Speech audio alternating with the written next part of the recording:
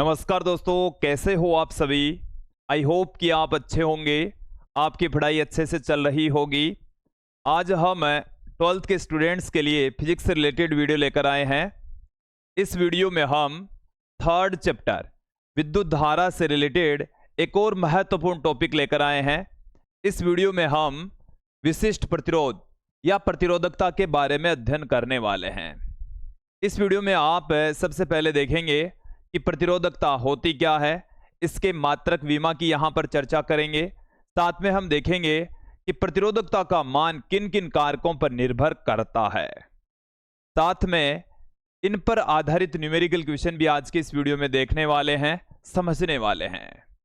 विद्यार्थियों, यदि आप हमारे YouTube चैनल पर नए हैं तो चैनल को सब्सक्राइब कर लीजिए, साथ में बेल आइकन भी दबा दीजिए ताकि आपको आगे की वीडियोस की नोटिफिकेशन मिलती रहे। अब मैं इस वीडियो को स्टार्ट करता हूं। मैं थोड़ा सा आपको लास्ट वीडियो के बारे में, लास्ट टॉपिक के बारे में याद दिलाता हूं। हमने अंतिम वीडियो में देखा था ओम का नियम। चलिए, ओम का नियम क्या था। ओम के नियम में हमने पढ़ा है कि जब हम किसी चालक तार के सिरों पर विभवांतर आरोपित करते हैं तो उस चालक में से विद्युत का प्रवाह होने लगता है और आरोपित विभवांतर और उस चालक में से बहने वाली धारा दोनों एक दूसरे के समानुपाती होती है। तो किसी चालक तार के सिरों पर आरोपित विभवांतर उस चालक में से बहने वाली धारा के समानुपाती होगा। ओके, ये हमने ओम के नियम में पढ़ा है। यहां से जब हमने प्रोपोर्शनल का साइन हटाया तो यहां पर आ जाता है हमारे पास में एक कांस्टेंट, और उस कांस्टेंट को हम लिख रहे हैं आर से, और आर बराबर हो जाता है वी बट्टे में आई। वी बट्टे में आई हो जाता है हमारे पास में। आर बराबर क्या हो जाता है, वी बट्टे में आई। इस कांस्टेंट आर को हमने रेजिस्टेंस कहा था, प्रतिरोध कहा था। देखिए, हम इस आर को कैसे परिभाषित कर सकते हैं कि किसी चालक में विद्युत धारा के मार्ग में उत्पन्न बाधा या रुकावट, व्यवधान प्रतिरोध कहलाता है, रेजिस्टेंस कहलाता है, जिसे हम आर से इंगित करते हैं, आर से रिप्रेजेंट करते हैं। ये हमने लास्ट वीडियो में देख लिया था। लास्ट वीडियो में हमने आपको यह भी बताया कि ये जो रेजिस्टेंस है वो कुछ कारकों पर डिपेंड करता है कि इस प्रतिरोध का जो मान है वो चालक की लंबाई पर निर्भर करता है, चालक के अनुप्रस्थ काट क्षेत्रफल पर निर्भर करता है, इसके अलावा चालक के ताप पर निर्भर करेगा, दाब पर निर्भर करता है, पदार्थ की प्रकृति पर निर्भर करता है। तो रेजिस्टेंस की जो वैल्यू है वो बहुत सारे कारकों के ऊपर निर्भर करेगी। चालक की लंबाई, अनुप्रस्थ काट क्षेत्रफल, पदार्थ की प्रकृति, ताप, दाब, इन कारकों के ऊपर निर्भर करती है। चलिए, यहां से हमारे पास में एक नया पद क्रिएट होता है, विशिष्ट प्रतिरोध या प्रतिरोधकता। पहले हम देख लेते हैं कि जो विशिष्ट प्रतिरोध या जो प्रतिरोधकता जो पद है वो कैसे क्रिएट होता है। तो देखिए, अभी जो हमने आपको बताया है उसी के आधार पर विशिष्ट प्रतिरोध या प्रतिरोधकता वाला पद बाहर निकलेगा। सबसे पहले मैं बात करता हूं कि जो प्रतिरोध है वो किन किन कारकों पर निर्भर करेगा। प्रतिरोध की निर्भरता ये हमने लास्ट वीडियो में देखी है। वैसे तो थोड़ा सा मैं यहां पर और बता देता हूं। पहला जो बिंदु है हमारे पास में है कि यह है चालक की लंबाई पर। चालक की लंबाई पर इसकी वैल्यू डिपेंड करती है। कैसे निर्भर करेगा देख लीजिए। चालक की लंबाई को हम एल से लिखते हैं। इस तरीके से निर्भर करेगा कि किसी चालक का प्रतिरोध उसकी लंबाई के समानुपाती होता है। किसी चालक का प्रतिरोध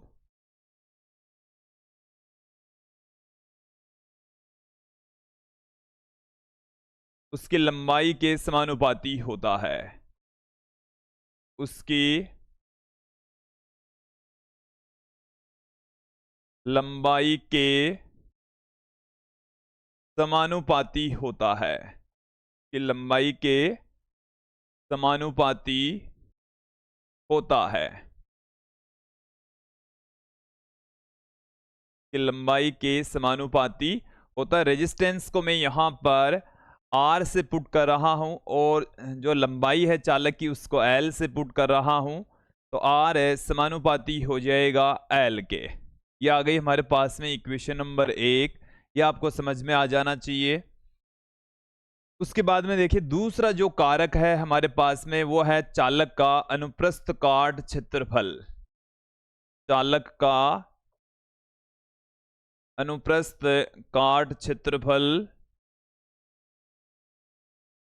चालक का अनुप्रस्थ काट क्षेत्रफल, चालक के अनुप्रस्थ काट क्षेत्रफल को हम ऐसे लिख रहे हैं। तो चालक का जो रेजिस्टेंस होता है वो अनुप्रस्थ काट क्षेत्रफल के व्युत्क्रमानुपाती होता है। तो चालक का प्रतिरोध, चालक का प्रतिरोध, चालक का जो प्रतिरोध है वो उसके अनुप्रस्थ काट क्षेत्रफल के, उसके अनुप्रस्थ काट क्षेत्रफल के, अनुप्रस्थ काट क्षेत्रफल के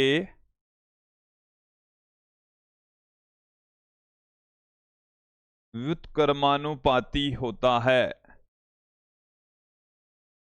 व्युत्क्रमानुपाती होता है। ये हमारे पास में प्रतिरोध की निर्भरता का दूसरा कारक है। प्रतिरोध को R से, अनुप्रस्थ काट क्षेत्रफल को A से लिखें तो R समानुपाती आ जाएगा 1/A। इक्वेशन नंबर 2 इसे हम दे देते हैं। यहां तक क्लियर हो जाना चाहिए, समझ आ जाना चाहिए। समीकरण 1 और 2 को हम कंबाइन करके पुट कर देंगे। समीकरण 1 और 2 को हम एक साथ मिलाकर लिख दें तो हमारे पास में प्रतिरोधकता वाला पद आ जाएगा। ठीक है, उससे पहले मैंने यहां पर हेडिंग डाली है प्रतिरोध की निर्भरता। तो देखिए प्रतिरोध है वो तीसरे कारक पदार्थ की प्रकृति पर निर्भर करता है। पदार्थ की प्रकृति पर निर्भर करता है। अलग अलग पदार्थों के लिए प्रतिरोध का जो मान है वो अलग अलग होगा। जैसे तांबे का प्रतिरोध अलग होगा, एल्यूमिनियम का प्रतिरोध अलग होगा, लोहे का प्रतिरोध अलग होगा। यदि आप चालक की प्रकृति, पदार्थ की प्रकृति बदल देते हैं तो उसका रेजिस्टेंस भी चेंज हो जाएगा। चांदी का रेजिस्टेंस सबसे कम होता है, उसके पश्चात आता है तांबा। तो यहां पर अलग अलग पदार्थ के लिए रेजिस्टेंस की जो वैल्यू होती है वो अलग अलग होती है।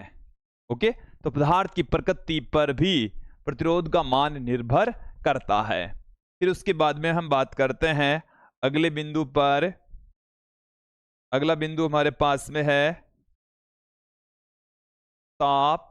देखिए ताप और दाब पर भी निर्भर करता है, और ताप वाला जो टॉपिक है उसको तो हम डिटेल से यहां पर पढ़ने वाले हैं कि जो पदार्थ हैं, चाहे वो धात्विक चालक हो, मिश्र धातु में हो या अर्धचालक हो, ताप के साथ में उनकी प्रतिरोधकता और प्रतिरोध का मान किस तरीके से बदलता है उसके बारे में हम डिटेल से अध्ययन करने वाले हैं। तो यहां तक क्लियर हो जाना चाहिए। अब मैं बात करता हूं प्रतिरोधकता वाला जो पद है वो कैसे बाहर निकलता है। इसके लिए हम समीकरण 1 और 2 को यूज में लेंगे। समीकरण 1 देखें। समीकरण 1 हमारे पास में है R समानुपाती L। समीकरण 2 हमारे पास में है R समानुपाती 1/A। समीकरण 1 और 2 को एक साथ में कंबाइन करके लिखने पर 1 व 2 से, 1 और 2 से हम क्या पुट कर देंगे, हमारे पास में आ जाएगा R समानुपाती L/A। R समानुपाती L/A।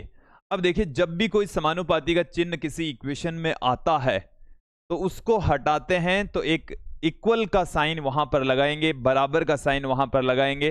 तो बराबर का साइन जब भी लगेगा वहां पर एक कांस्टेंट आ जाता है। समानुपाती के चिन्ह को हटाने के पश्चात जब इक्वल का साइन लगता है तो वहां पर एक कांस्टेंट आएगा, वो होता है समानुपाती स्थिरांक। उसे हम क्या कहेंगे? समानुपाती स्थिरांक कहा जाएगा। ओके, तो यहां से भी हम प्रोपोर्शनल का साइन हटा देंगे और एक कांस्टेंट हमारे पास में आ जाएगा जिसको हम रो से लिखते हैं। इसे हम किससे लिखते हैं? इसका उच्चारण देख लीजिए, इसे बोला जाता है रो, और इसी को ही हम कहते हैं विशिष्ट प्रतिरोध या प्रतिरोधकता। जहां जहां रो समानुपाती स्थिरांक है, देखो समानुपाती के चिन्ह को हटने के पश्चात आता है तो यह हो जाता है समानुपाती स्थिरांक। क्या हो जाता है? समानुपाती स्थिरांक हो जाता है। अब ये जो रो है इसी को हम कहते हैं प्रतिरोध। इस रो को क्या कहा जाता है? प्रतिरोध कहा जाता है। सॉरी, इस रो को कहा जाता है प्रतिरोधकता या विशिष्ट प्रतिरोध। इसको हम कहते हैं प्रतिरोधकता या इसको हम कह सकते हैं विशिष्ट प्रतिरोध। दो नाम हैं इसके, प्रतिरोध या विशिष्ट प्रतिरोध। ओके, इसको रो से लिखते हैं। इसको किससे लिखा जाता है? रो से लिखा जाता है। इतना क्लियर हो जाना चाहिए, समझ आ जाना चाहिए। अब देखो थोड़ा हम आगे बढ़ते हैं। रो बराबर हम क्या लिख देंगे? यहां से रो बराबर हम लिख देंगे आर ए अपॉन में एल। आर ए अपॉन में एल, इसको हम पुट कर देंगे तो रो बराबर हमारे पास में ये फॉर्मूला आ चुका है। ये आ गई इक्वेशन नंबर 3, समीकरण 3 आ चुकी है। ठीक है, अब देखो इसी फॉर्मूले से हम इस प्रतिरोधकता को रो को परिभाषित करने वाले हैं। कैसे करेंगे? ध्यान देंगे। यदि हम L बराबर ले लें 1 मीटर, L बराबर कितना ले लें? 1 मीटर। A बराबर हम ले लें 1 मीटर स्क्वायर, तो रो बराबर हमारे पास में आ जाएगा कैपिटल R। रो बराबर क्या आ जाएगा? कैपिटल R आ जाएगा। इसे यहाँ एक बार समझ लीजिए कि हमारे पास में जो चालक है उसकी लंबाई है 1 मीटर, उसका अनुप्रस्थ काट क्षेत्रफल है 1 वर्ग मीटर, तो जो प्रतिरोधकता है वो प्रतिरोध के बराबर होगी, रेजिस्टेंस के इक्वल होगी। ओके, तो देखिए क्या है परिभाषा, क्या हो जाएगी। यहां से आप इसकी डेफिनेशन देखेंगे कि प्रति एकांक लंबाई, बट्टे वाली राशि को आप 1 करते हैं तो उसको हम कहेंगे प्रति एकांक। तो प्रति एकांक लंबाई और एकांक अनुप्रस्थ काट क्षेत्रफल वाले तार का प्रतिरोध ही प्रतिरोधकता कहलाता है। ये प्रतिरोध को ही हम विशिष्ट प्रतिरोध कहेंगे। तो यहां से एक सीधी सी सिंपल सी डेफिनेशन हमारे पास में आ जाएगी। क्या है? प्रति एकांक लंबाई, प्रति एकांक लंबाई, प्रति एकांक लंबाई व एकांक अनुप्रस्थ काट क्षेत्रफल वाले, एकांक अनुप्रस्थ काट क्षेत्रफल वाले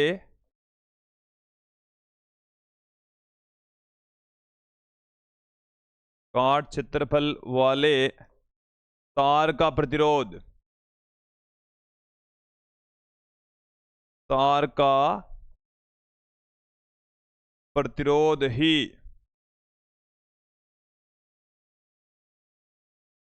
विशिष्ट प्रतिरोध या प्रतिरोधकता कहलाता है। विशिष्ट प्रतिरोध या प्रतिरोधकता कहलाता है। विशिष्ट प्रतिरोध कह सकते हैं या इसको हम प्रतिरोधकता कह सकते हैं। कहलाता है। ठीक है, ये इसकी डेफिनेशन आ गई है, आपको भी ये समझ में आ जानी चाहिए कि यदि हम चालक की लंबाई 1 मीटर ले लें, अनुप्रस्थ काट क्षेत्रफल 1 मीटर स्क्वायर ले लें तो जो रेजिस्टेंस होगा उसी को हम विशिष्ट प्रतिरोध कह देंगे, प्रतिरोधकता कह देंगे। इसी फॉर्मूले से हम इसके मात्रक विमा यहां पर फाइंड आउट कर लेते हैं। यहां पर आप देखेंगे रो बराबर हमारे पास में है आर ए अपॉन में एल। तो सबसे पहले मैं बात करूंगा यहां पर रो का मात्रक। रो का मात्रक क्या होगा? तो देखिए रो का मात्रक क्या होगा, वही होगा जो आर ए अपॉन में एल का मात्रक होगा। रो का मात्रक, रो का मात्रक का मतलब हो गया है आर ए अपॉन में ए का मात्रक, सॉरी आर ए अपॉन में एल का मात्रक। चलिए देखेंगे, गौर करें। हमने लास्ट वीडियो में आर का मात्रक आपको बताया है ओम, ए यहां पर क्षेत्रफल है जिसका मात्रक होता है मीटर स्क्वायर, एल यहां पर चालक की लंबाई है जिसका मात्रक होता है मीटर। देन यहां से ओम को तो मैं इस तरीके से लिख रहा हूं, तो ये आ गया ओम इंटू मीटर, ये आ गया रो का मात्रक। रो का मात्रक हमें मिल चुका है, प्राप्त हो चुका है। रो का मात्रक हो गया है ओम इंटू मीटर। यह आपको समझ में आ जाना चाहिए, क्लियर हो जाना चाहिए। अब यहां पर हम बात करेंगे इस रो की विमा। रो की विमा क्या होगी?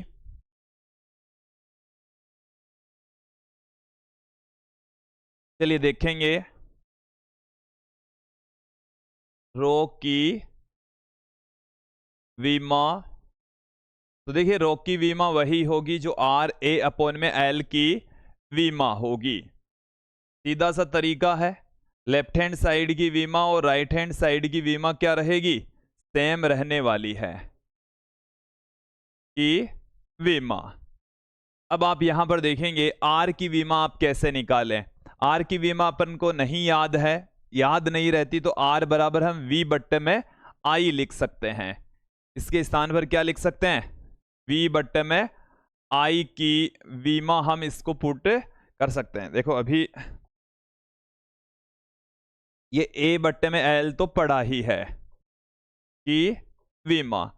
अब आपको वी की विमा भी नहीं आती तो इसको आप डब्ल्यू बट्टे में क्यू लिख सकते हैं। इसको आप क्या लिख सकते हैं? डब्ल्यू बट्टे में क्यू। तो देखिए यहां से वी की विमा में आपके सामने रख देता हूं, डब्ल्यू बट्टे में क्यू होता है M1 L2 T-3 A-1, ये वी की विमा है। एक एक करके देख ले में। ए यहां पर क्षेत्रफल है जिसकी विमा L2, आई यहां पर धारा है जिसकी विमा हो जाएगी A1, एल यहां पर लंबाई है जिसकी विमा हो जाएगी L1। तो फाइनली जो हमारे पास में रो की विमा बाहर निकलती है वो देखिए क्या मिल जाएगी? रो की विमा। रो की विमा हमारे पास में प्राप्त हो रही है m की घात 1। m की घात कितनी है? 1। देखो यहां से l की घात 1 तो कैंसिल हो जाएगी, 2 यहां पर पड़ी है तो l की घात हो जाएगी 3।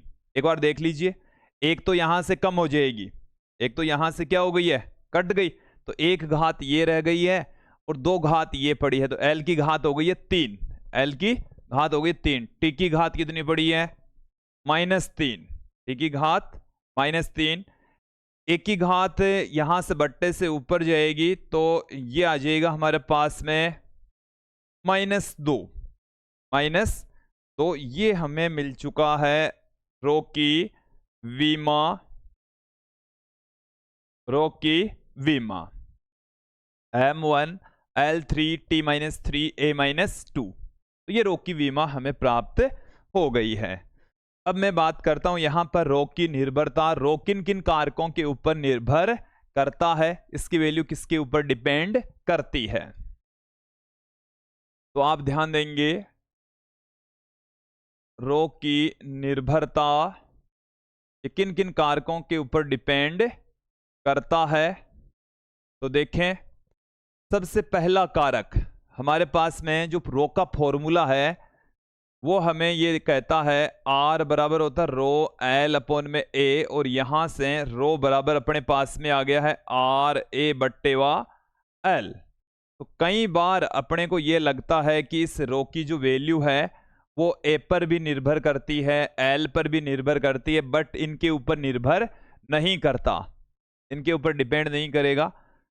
R का जो मान है वो A पर भी निर्भर करता है, L पर करता है, पदार्थ की प्रकृति पर निर्भर करता है और ताप पर। तो ये उन 4 कारकों पर निर्भर करता है। तो ये दो, जैसे इसकी लंबाई बढ़ाएंगे, लंबाई दुगुनी कर देंगे तो प्रतिरोध दुगुना हो जाएगा। यहां से इसकी वैल्यू भी, इससे कोई फर्क नहीं पड़ता, ये भी दुगुना हो जाएगा। आप L को दुगुना कर देंगे तो R भी दुगुना हो जाएगा, दोनों से 2 कट जाएगा। इस कारण से रो की जो वैल्यू है वो L पर निर्भर नहीं करती और A पर भी निर्भर नहीं करती। इसको आप क्लियर कर ले में। फिर किस पर निर्भर करती है? पदार्थ की प्रकृति पर निर्भर करती है। किस पर निर्भर करेगी? पदार्थ की प्रकृति। इसका मतलब है कि तांबे के लिए रो का मान अलग होगा, लोहे के लिए अलग होगा, इस्पात के लिए अलग होगा, एल्यूमिनियम के लिए अलग होगा। और किस पर निर्भर करता है? ताप पर। ताप पर रो का मान डिपेंड करेगा, पदार्थ की प्रकृति पर भी निर्भर करेगा। ओके, फिर अगला है रो की अनिर्भरता, कि भाई रो किन किन कारकों के ऊपर निर्भर नहीं करता। इसको भी मैं यहां पर क्लियर कर देता हूं। रो किन किन कारकों पर निर्भर करता है यह हमने ऊपर बता दिया है। अब किन कारकों पर निर्भर नहीं करता? यह है चालक की लंबाई पर। चालक की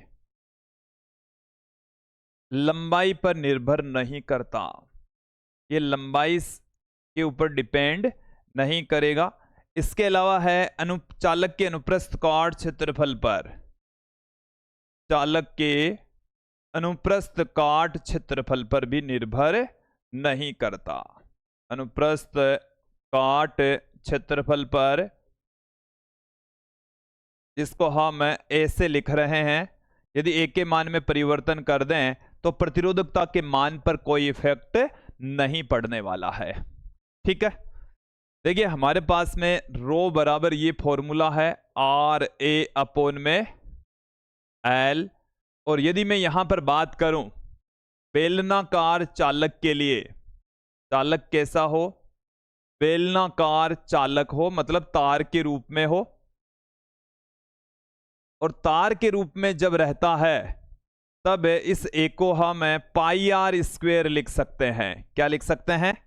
पाई आर स्क्वेयर, इसको हम पुट कर सकते हैं। तो यहां से इसकी वैल्यू हम यहां पुट कर देंगे तो हमें मिल जाएगा रो आर, एक ही जगह में पुट कर दूंगा पाई आर स्क्वेयर बट्टे में एल, बट्टे में एल, ये हम पुट कर देंगे। तो ये हमारे पास में आ गया है प्रतिरोधकता रो बराबर आर इंटू में पाई आर स्क्वेयर बट्टे में एल। तो ये वाला फॉर्मूला भी बहुत सारी जगह यूज में आता है।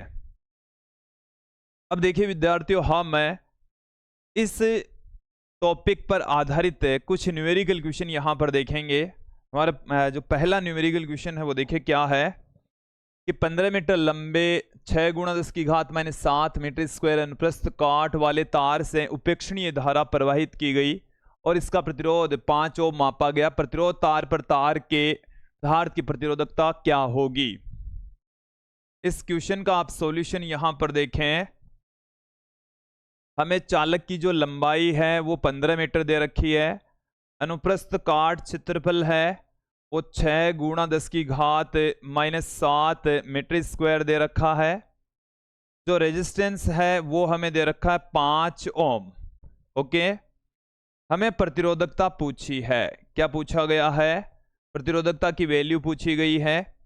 तो देखिए रो बराबर हमारे पास में है आर ए अपॉन में एल।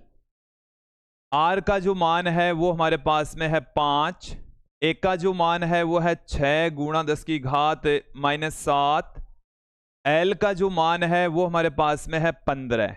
यहां से ये 3 बार में कैंसिल हो जाएगा, ये इससे 2 बार में कैंसिल हो जाएगा, तो 2 गुणा 10 की घात -7 ohm into meter, ohm into meter, ये हमारे पास में इस प्रतिरोधकता का मान आ जाएगा। क्लियर हो जाना चाहिए, समझ आ जाना चाहिए। अगले क्वेश्चन की ओर बढ़ते हैं कि एक तार का प्रतिरोध कैपिटल R ओम है। यदि तार को खींचकर इसकी प्रारंभिक लंबाई की n गुणी कर दें, तार को खींचकर इसकी प्रारंभिक लंबाई कितना गुणा कर दें, n गुणा, तो तार का नया प्रतिरोध क्या होगा। एक बार इस क्वेश्चन को आराम से समझ लीजिए कि हमारे पास में तार का जो रेजिस्टेंस है R बराबर होता है रो L अपॉन में A, ये होता है। अब ये कहा गया है कि इसको खींचकर इसकी लंबाई n गुणा कर दें, ये प्रारंभिक स्थिति में है। नई स्थिति में हमें देखिए क्या कहा गया है, नई स्थिति में हमें कहा गया है कि जो लंबाई है, जिसे मैं L डैश से पुट कर दूं, किससे पुट कर दें, n L डैश से, ये पहले वाली लंबाई की n गुणा है। पहले जो भी लंबाई थी उसकी कितनी गुणा है, n गुणा है। ठीक है, तो देखिए जैसे हम खींचकर लंबा करेंगे, किसी तार को क्या करें, खींचकर लंबा करते हैं, तो उसकी मोटाई है वो घट जाती है, कि मोटाई क्या हो जाएगी, घट जाएगी, उसका अनुप्रस्थ काट क्षेत्रफल घट जाएगा। आयतन नियत रहता है, दोनों ही स्थितियों के अंदर आयतन क्या रहेगा। देखो प्रारंभ में मैं आपके सामने रख देता हूं कि इस तरीके से हमारे पास में चालक हैं, ये प्रारंभिक स्थिति में है। ठीक है, इसको हमने खींचकर पहली वाली लंबाई का n गुणा कर दिया, पहली वाली लंबाई का कितना गुणा कर दिया, n गुणा। एक बार ध्यान देंगे, इसका जो अनुप्रस्थ काट क्षेत्रफल है वो है a, इसकी जो लंबाई है वो है l, तो इसका जो आयतन है वो क्या रहेगा, a इंटू एल रहेगा, a इंटू एल।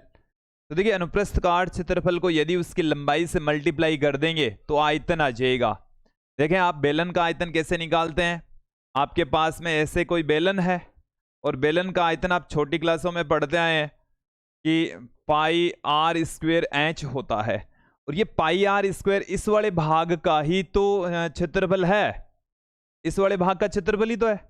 अरे ये एक तरीके से वर्ताकार भाग होता है, ये वाला भाग कैसा होता है, वृत्ताकार। और वर्त का क्षेत्रफल क्या होता है, वर्त का क्षेत्रफल होता है pi r square, pi r square. तो ये तो ए ही तो है, ये क्या है, ए, तो v बराबर ये तो है a। ठीक है, अब यहां से लेकर यहां तक ये h है, ये इस चालक की लंबाई हो गई, तो a इंटू एल है वो इसके आयतन के बराबर होता है, a इंटू एल ही इसके आयतन के बराबर होता है। तो यहां पर आप ध्यान देंगे इसका जो आयतन होगा इसके अनुप्रस्थ काट क्षेत्रफल को इसकी लंबाई के मल्टीपल से प्राप्त होगा। ओके, फिर अब हम आगे बढ़ते हैं, यहां पर बात करूंगा मैं कि यहां पर जो नया अनुप्रस्थ काट क्षेत्रफल है वो आ गया ए डेस, यहां पर जो लंबाई है वो आ गई है एल डेस, एल डेस, लंबाई एल डेस, अनुप्रस्थ काट क्षेत्रफल ए डेस। ठीक है, यहां से इन सबको मैं एक बार हटा देता हूं, ये हमने समझने के लिए यूज में लिया था। अब वापस चलते हैं। देखो जब हम इस तार को खींचकर ऐसे बड़ा कर देते हैं तो इसकी मोटाई घट जाती है, इसकी मोटाई क्या हो जाती है, इसकी लंबाई हमने बढ़ा दी है तो इसकी मोटाई घट जाएगी, लेकिन आयतन अपरिवर्तित रहता है। भाई जितना मीटर है उतना ही रहेगा, खींचकर लंबा हो गया, आयतन उतना का उतना ही रहना है। इस स्थिति में जो आयतन है, आयतन क्या रहेगा, उतना का उतना ही रहना है। आयतन ए डेस इंटू एल डेस रहेगा।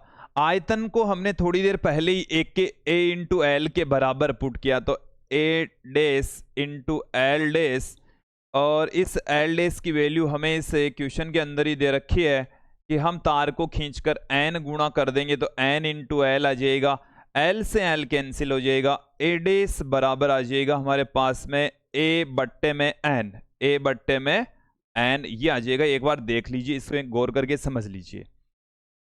यहां से ए डेस बराबर ए तो पड़ा ही है, एन का इधर इसमें भाग लग जाएगा तो ए बट्टे में एन आ जाएगा। अब आप देखें इस स्थिति में प्रतिरोध, इस स्थिति में प्रतिरोध, स्थिति में जो प्रतिरोध है वो क्या होगा, उसको मैं आर डेस से लिख रहा हूं। रो एल डेस बट्टे में ए डेस, एल डेस बट्टे में ए डेस, ये हमारे पास में आर डेस हो जाएगा।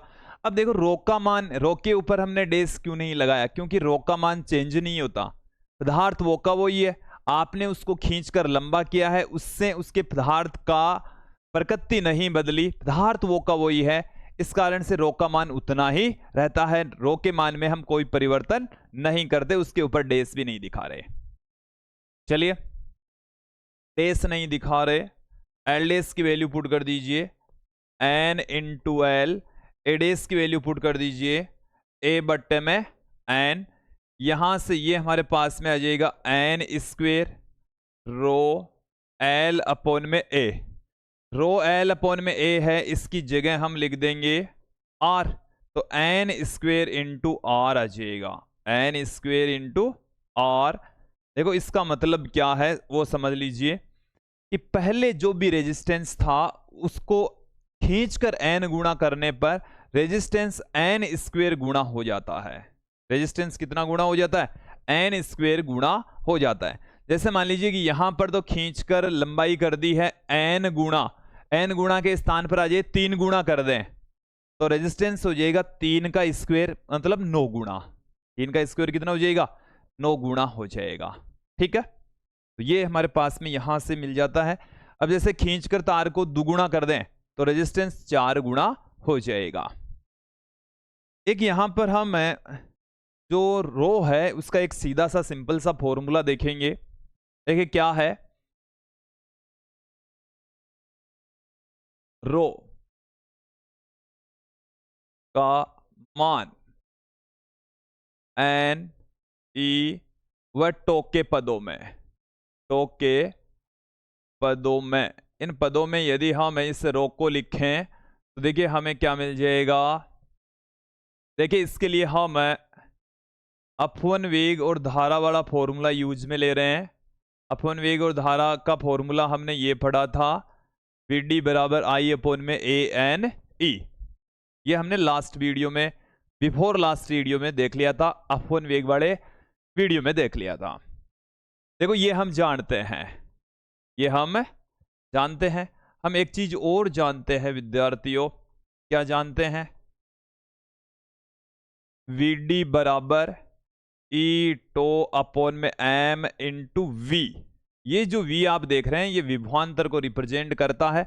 यहां पर हमने एक नेगेटिव साइन भी दिखाया था, वो जो नेगेटिव साइन है वो हमें ये बताता है कि इलेक्ट्रॉनों का अपवन वेग धनात्मक आवेशों की अपोजिट डायरेक्शन में होता है।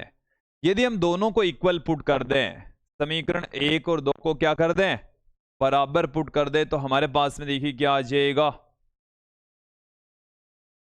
हमारे पास में यहां से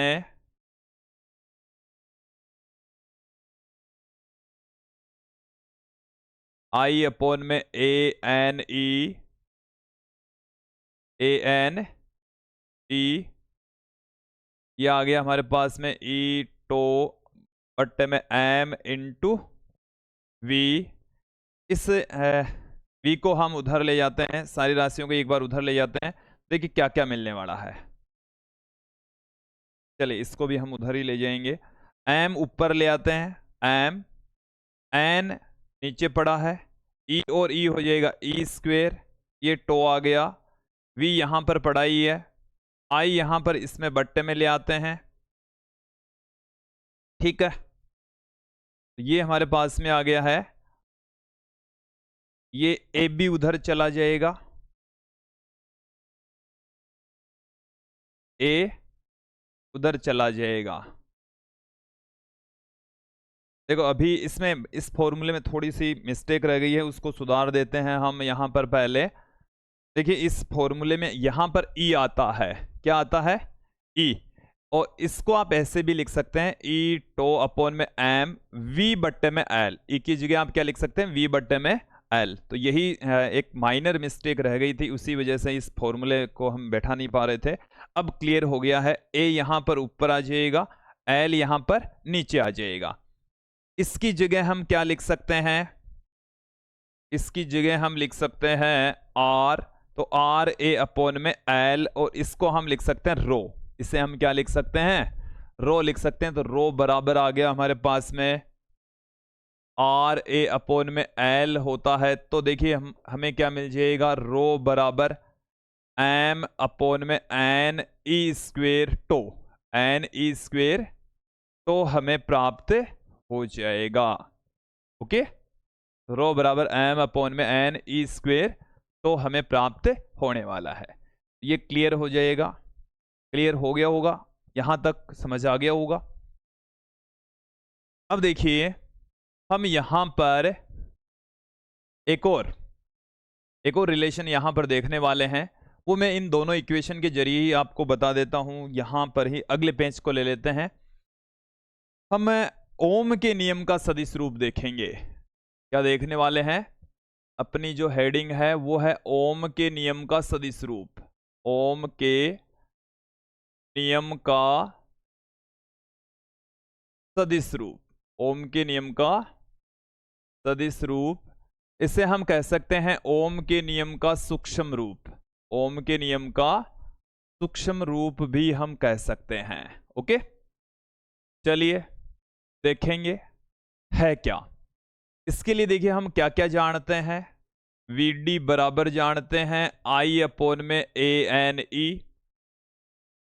इसके साथ में हम वी बराबर जानते हैं ई टो अपॉन में एम इंटू ई, ये जानते हैं। ये इक्वेशन नंबर 1 आ गई है, ये इक्वेशन नंबर 2 आ गई है। यहां तक क्लियर हो जाना चाहिए। समीकरण 1 और 2 को हम बराबर पुट कर देंगे। समीकरण 1 और 2 को क्या कर दीजिए, बराबर पुट कर दीजिए। दोनों को बराबर पुट कर देंगे, अपने पास में क्या आ जाएगा, आई अपॉन में ए एन ई बराबर ई टो अपॉन में एम इंटू ई। यहां से आई अपॉन में ए, जो आई अपॉन में ए है, इसको हम जैसे पुट करेंगे, इसको हम किससे पुट करेंगे, जैसे पुट करेंगे। बाकी की जो राशियां हैं उसको आप इस तरफ ले आइए, इस तरफ ले जाइए, आपकी जो मर्जी है। देखो जैसे हमने इसको पुट कर दिया पट्टे में, हमारे पास में जो राशियां हैं उसको दूसरी तरफ में ले जाता हूं, तो देखिए हमें क्या मिल जाएगा, N E square tau upon में एम इंटू में ई, ये मिल जाएगा। और ये हमारे पास में है 1 अपॉन रो, 1 अपॉन रो। और देखिए एक चीज यहां पर मैं और आपको समझा देता हूं, ये जो 1 अपॉन रो है ये क्या है। देखो हम बात करते हैं यहां पर विशिष्ट चालकता। विशिष्ट चालकता, पहले इस टॉपिक को हमें समझना पड़ेगा। विशिष्ट चालकता को हम सिग्मा से पुट करते हैं। किससे लिखा जाता है, सिग्मा से लिखा जाता है, और ये प्रतिरोधकता के व्युत्क्रम के बराबर होता है। तो प्रतिरोधकता के व्युत्क्रम को ही हम विशिष्ट चालकता कहते हैं। प्रतिरोधकता के व्युत्क्रम को, प्रतिरोधकता के व्युत्क्रम को, प्रतिरोधकता के व्युत्क्रम को विशिष्ट चालकता कहते हैं, सिग्मा से रिप्रेजेंट करते हैं। क्या कहेंगे, विशिष्ट चालकता कहेंगे, चालकता कहते हैं। और इसको रो से रिप्रेजेंट करते हैं। इसको किससे प्रदर्शित करेंगे, सॉरी सिग्मा से प्रदर्शित करते हैं, सिग्मा से प्रदर्शित करते हैं। इसका फॉर्मूला हमारे पास में है, इसका फॉर्मूला हमारे पास में है, ये हमारे पास में है सिग्मा बराबर 1 में रो, सिग्मा बराबर 1 में रो, इसका सूत्र हमारे पास में। तो 1/रो की जगह हम सिग्मा पुट कर सकते हैं। देखो इसके मात्रक विमा भी देख लीजिए, इसके अपोजिट ही होंगे। इसका मात्रक क्या हो जाएगा, 1 बट्टे में ओम इंटू मीटर, इसको ओम को बट्टे से ऊपर ले जाएंगे तो ओम इनवर्स कह सकते हैं। इसको बोलते हैं महो। क्या बोलते हैं? ओम इनवर्स को बोलते हैं महो, तो महो प्रति मीटर हो जाता है। वापस पिछले वाले पेज के ऊपर ले चलता हूं मैं। 1 बट्टा रो है, इसकी जगह हम लिख सकते हैं सिग्मा। इसकी जगह हम क्या लिख सकते हैं? सिग्मा लिख सकते हैं। और ये हमारे पास में आ गया है ओम के नियम का सदिश रूप। ओम के नियम का सदिश रूप हमें मिल चुका है। तो विद्यार्थियों ये आपको समझ में आ जाना चाहिए, क्लियर हो जाना चाहिए, ये ओम के नियम का सदिश रूप या सूक्ष्म रूप होता है। तो आज का ये जो वीडियो है इसमें हमने बहुत सारी चीजें देखी है कि प्रतिरोधकता क्या होती है, मात्रक विमा देख लिया, इसकी निर्भरता अनिर्भरता देख ली हमने, साथ में इस पर आधारित न्यूमेरिकल क्वेश्चन भी देखे, एक रो का नया फॉर्मूला देखा m/n e², और अंत में हमने ओम के नियम का सदिश रूप या सूक्ष्म रूप देखा है J वेक्टर बराबर सिग्मा E वेक्टर। तो आज की इस वीडियो में इतना ही, नेक्स्ट वीडियो में हम फिर मिलेंगे। आज के लिए इतना ही, धन्यवाद दोस्तों।